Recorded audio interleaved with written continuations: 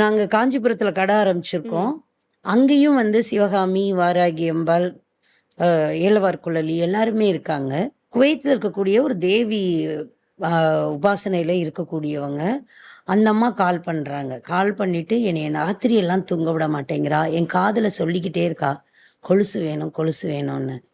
அப்படின்னாங்க. இல்லையே அவ கொலுசு போட்டிருக்காளேங்கிறேன். இல்ல நீங்க என்ன பண்ணுவீங்களோ தெரியாது. ஒரு ஜத கொலுசு வாங்கி போட்டுருங்க.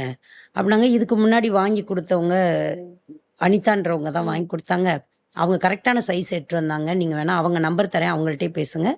அவங்களே வாங்கிட்டு வந்து குடுப்பாங்கன்னு சொல்லியாச்சு. சொன்னா, இத கழட்டணும். இத கழட்டி கொண்டு போய் அங்க சிவகாமிக்கு போட்டோம். இவளுக்கு வேணுங்கிறது எல்லாமே வந்து இதுல என்ன ஒரு பெரிய விஷயம் நடந்ததுன்னா, போன வாட்டி ஆஷாட நவராத்திரிக்கு அலங்காரம் நடந்துட்டு இருக்கு. அப்பதான் அங்கேயும் கடை வச்சிருக்கிறோம். 3 அம்பாள் இருக்கு. ஒரு செட்டு கொலுசு வந்துச்சா, நான் சொன்னேன், அலங்காரம் நடந்துட்டு இருக்கு. அப்ப நான் வந்து பேசிட்டு இருக்கிறேன். பாலா பக்கத்துல நிக்கிறேன். இந்த பிள்ளை போய் கனவுல போய் எல்லாத்தையும் கேட்டு கொலுசு வாங்குதாம். இவட்ட சொன்னா இன்னும் 2 செட்டு கொலுசு வாங்கணும். அங்க வாராகிக்கு வேணும். ஏலவார் குழலிக்கு வேணும். இன்னும் 2 செட்டுக்கு கொலுசு இருந்தா நல்லாருக்கும். அப்படின்னு சிரிச்சுட்டு சொல்றோம்.